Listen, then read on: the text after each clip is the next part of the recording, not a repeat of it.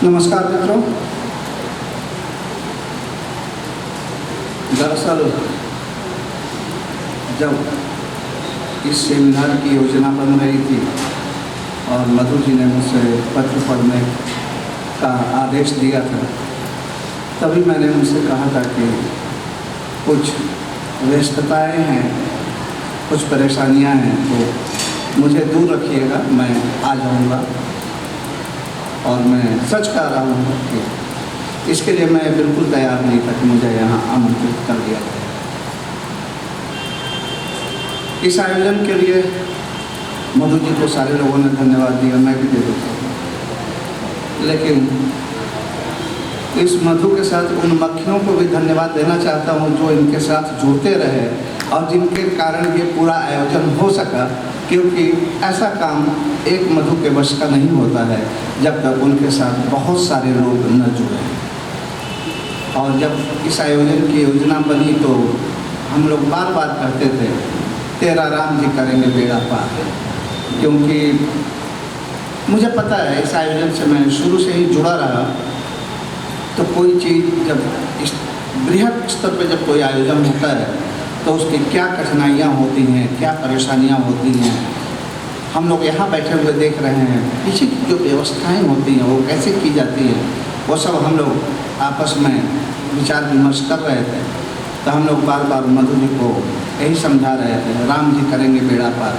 आपने ठान लिया और उसको भगवान पूरा करेंगे। और भगवान वो नहीं है जो ऊपर बैठा हुआ है, भगवान हम सब के अंदर है, हम सब उसके रूप हैं।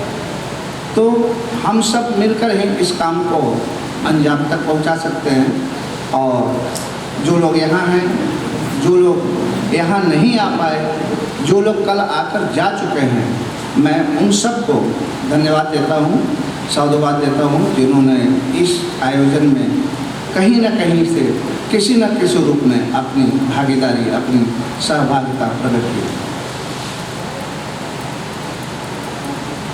राम पे बात चल रही है, एक रचना याद आ रही है, अगर पूरी तरह याद आ जाए तो जब कभी मैं तबला बजाया करता था, 28 साल हो गया छोड़े हुए, 28 साल छोड़े हुए हो गया, तो इस कवित्व को हम लोग बजाते थे तबले पर।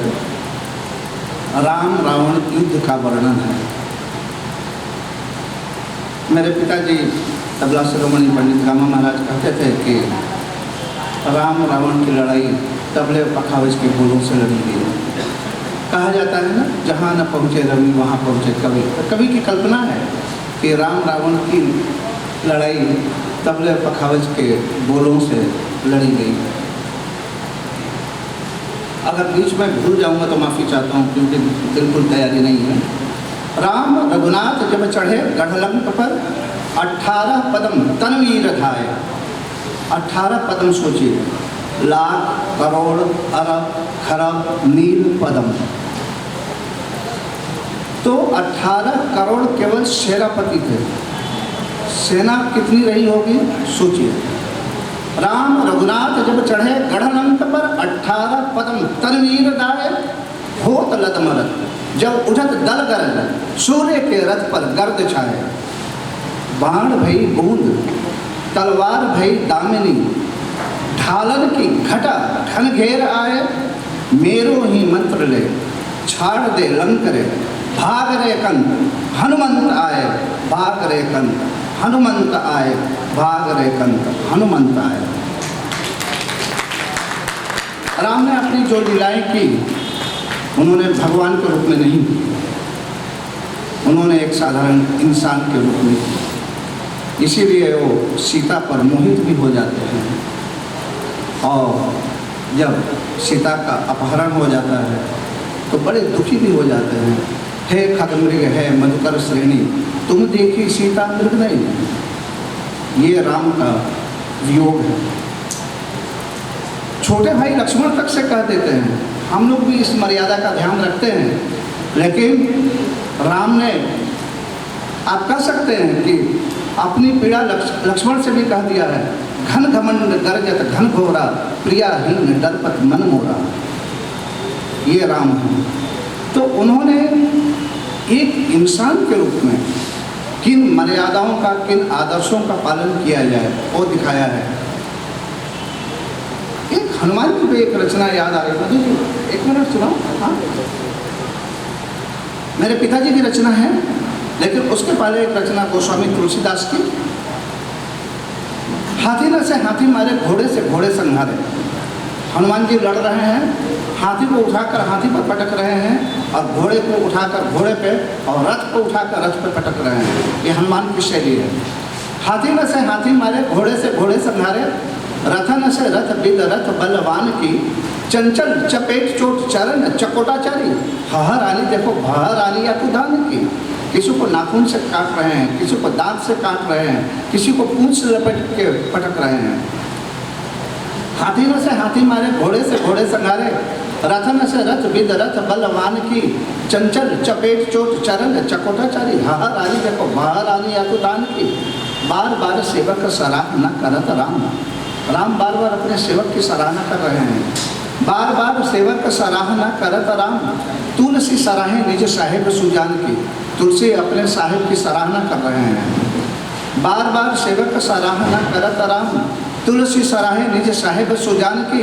लामी लुमी लसत लपेट पटकत भट, देखो देखो लखन लड़ना हनुमान की।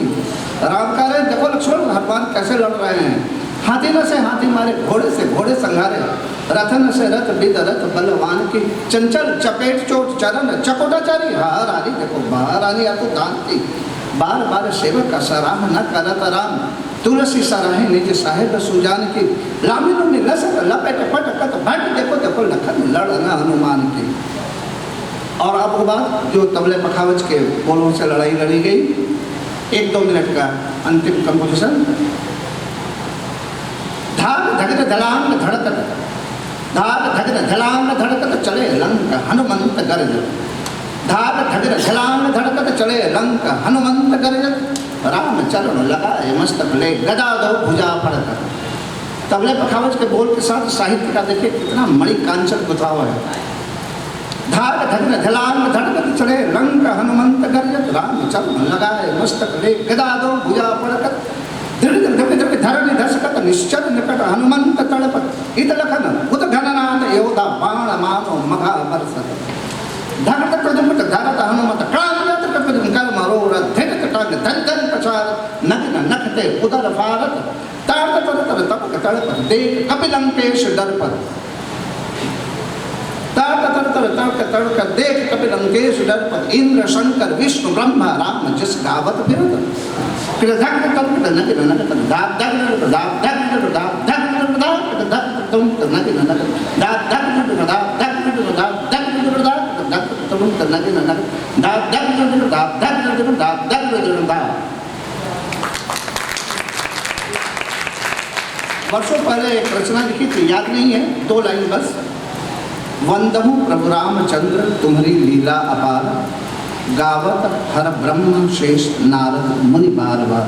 बंदहु प्रभु रामचंद्र तुम्हारी लीला अपार। धन्यवाद, नमस्कार।